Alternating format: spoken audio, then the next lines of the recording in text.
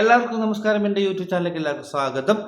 അപ്പോൾ ഇന്നത്തെ എപ്പിസോഡ് വലിയ കുഴപ്പമൊന്നുമില്ലായിരുന്നു.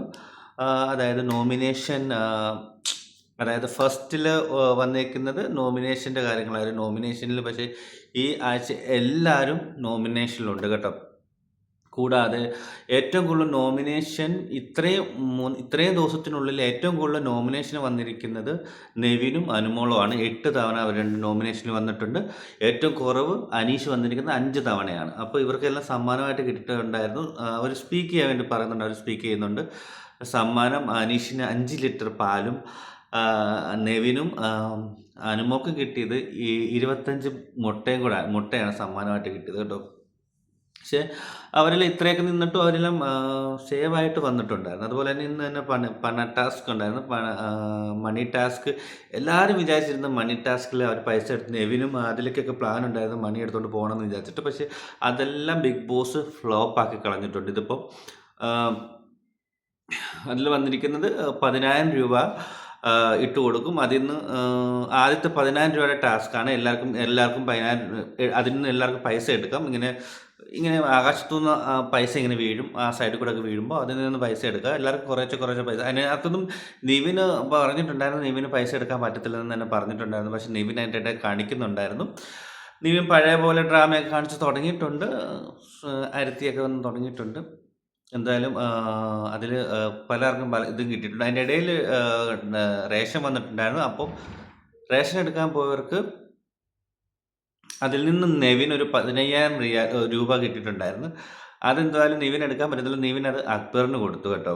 അത് കഴിഞ്ഞിട്ട് പിന്നെ ഒരു ടാസ്ക് വന്നത് ഇങ്ങനെ ബെല്ലടിക്കുന്ന തലയിൽ ഇത് വെച്ചിട്ട് ബെല്ലടിക്കുന്നതാണ്. അത് ആദ്യം അനങ്ങാതെ നിൽക്കണം. ഫസ്റ്റ് അടിക്കുന്നവർക്ക് 25,000 രൂപയാണ് കിട്ടുന്നത്. ഫസ്റ്റ് അടിക്കണം. അപ്പം ലാസ്റ്റ് ആദിലൊക്കെയാണ് ആ പൈസ കിട്ടിയത് കേട്ടോ, 25,000 രൂപ. പക്ഷെ ഇതെല്ലാം വിന്നറിൻ്റെ 50 ലക്ഷത്തിൽ നിന്നാണ് കുറച്ച് കിട്ടുന്നത്. ഇപ്പം നേരത്തെ ആയാലും മണി ടാസ്ക് വന്നപ്പോഴും അങ്ങനെ തന്നെ വിന്നറിൻ്റെ പൈസയിൽ നിന്നാണ് കുറവ് വരുന്നത്. ഇപ്പോഴും ഇവർക്ക് തന്നെ ഈ പൈസ എല്ലാം കിട്ടുന്നത്. എന്നാലും ഇനിയിപ്പോൾ കൂടി പൈസ ഇങ്ങനെ വന്നുകൊണ്ടിരിക്കട്ടോ.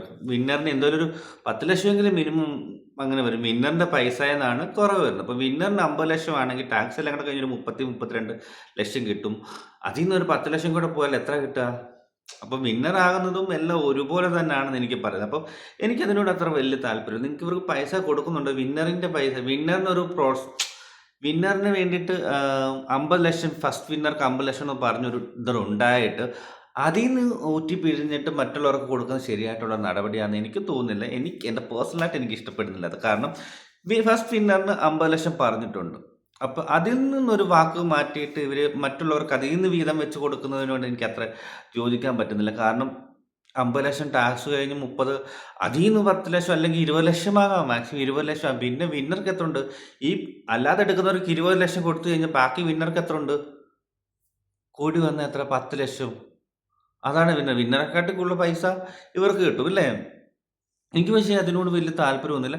നിങ്ങൾ അങ്ങനെ മണി ടാസ്ക് വെച്ചിട്ടുണ്ടെങ്കിൽ തന്നെ വിന്നറിൻ്റെ പൈസ എന്നല്ല, സെപ്പറേറ്റ് പൈസ എടുത്ത് കൊടുക്കുക.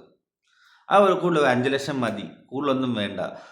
അല്ല, അങ്ങനത്തെ ടാസ്കുകൾ വേണം തുടങ്ങുക. അല്ലാതെ വിന്നറിൻ്റെ പൈസ എന്ന് എടുത്ത് കൊടുത്തിട്ട് അതിലെന്ത് ലോജിക്കായിരിക്കും എനിക്ക് മനസ്സിലാകും.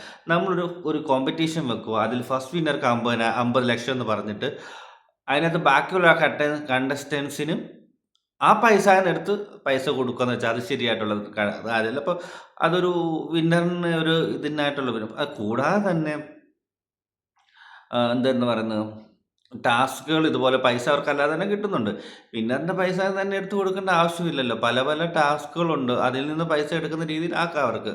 എന്നാലും എനിക്കതിനോട് അത്ര യോജിപ്പില്ല. വിന്നറിൻ്റെ പൈസ എടുത്ത് കൊടുക്കുക എന്ന് പറഞ്ഞാൽ അതൊരു ശരിയായിട്ടിട്ട് ടാക്സും എല്ലാം കൂടെ കഴിഞ്ഞപ്പോൾ എത്ര കിട്ടും? ഇപ്പം വിന്നറാണോ എന്ന് നിൽക്കുന്നത്. അതുപോലെ തന്നെ ഇവർ കൊടുക്കുന്നില്ല. ഫസ്റ്റ് ഞാൻ പറഞ്ഞിട്ട് ഫസ്റ്റ് 1 തൊട്ട് 5 വരെയുള്ള ഫൈനൽ 5 ആൾക്കാർക്കും എന്തെങ്കിലും സമ്മാനം കൊടുക്കണം. ഫസ്റ്റ് ആൾക്കാർക്ക് ഫസ്റ്റ് പ്രൈസ് കൊടുക്കണം, സെക്കൻഡ് പ്രൈസ് കൊടുക്കണം, തേർഡ് പ്രൈസ് കൊടുക്കണം. അങ്ങനെ കൊടുക്കാം. വേണമെങ്കിൽ 50 ലക്ഷം എന്നുള്ളത് 30 ഫസ്റ്റ് പ്രൈസിനും 20 സെക്കൻഡ് പ്രൈസിനും 10 തേർഡ് പ്രൈസ്, അങ്ങനെ ഡിവൈഡ് കൊടുക്കാമല്ലോ. അങ്ങനെയും ചെയ്യാം. ഇവർക്ക് ഈ 50 ലക്ഷത്തിൽ ഫസ്റ്റ് പ്രൈസിന് കിട്ടണമെന്നില്ല. 50 ലക്ഷത്തിൽ ഇങ്ങനെ കൊടുക്കുന്നതിനെക്കാട്ടും ബെറ്റർ ഫൈനൽ 5 വരുന്ന ആൾക്കാർക്ക്, അതായത് ഫസ്റ്റ് പ്രൈസിനൊരു 30,00,000, സെക്കൻഡ് പ്രൈസിനൊരു 15 ലക്ഷം, തേർഡ് പ്രൈസിനൊരു 10,00,000, ഫോർത്ത് പ്രൈസിനൊരു 5,00,000, ഫിഫ്തിൽ വരുന്ന ആൾക്ക് ഒരു 2,00,000, 2,50,000 രൂപ. അങ്ങനെ ഡിവൈഡ് ചെയ്ത് കൊടുക്കാമല്ലോ ഈ 50. അല്ലാതെ ഈ മണി ടാസ്ക് എന്ന് പറഞ്ഞിട്ട് ഒറ്റ ഒരാൾക്ക് വേണ്ടി കൊടുക്കുന്നതിനെക്കാട്ടും നല്ലത് ഫൈനൽ ഫൈവിൽ വരുന്ന ആൾക്കാർക്ക് കൊടുക്കുന്നത്.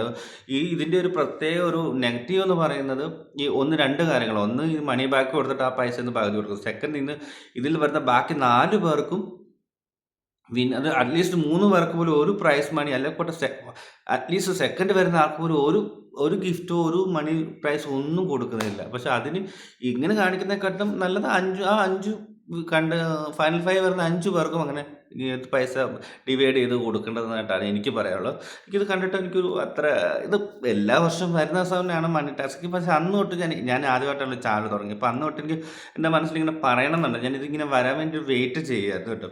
അപ്പോൾ ഇതായിരുന്നു എനിക്ക് പറയാനുള്ളത്. എന്തായാലും നോക്കാം, നമുക്ക് കണ്ടറിയാം. നാളെയൊക്കെ ഇനി എന്തുവാണെന്ന് അറിയത്തില്ല. നാളെ പക്ഷേ ഇവർക്ക് പുറത്ത് പോകേണ്ട ആവശ്യമില്ലെന്നാണ് പറയുന്നത്. എന്തായാലും നോക്കാം, കണ്ടറിയാം. ഓക്കെ, ചാനൽ ആദ്യമായിട്ട് കാണുന്നതിന് ചാനൽ സബ്സ്ക്രൈബ് ചെയ്യുക, ലൈക്ക് ചെയ്യുക, ഷെയർ ചെയ്യുക. Okay, bye bye.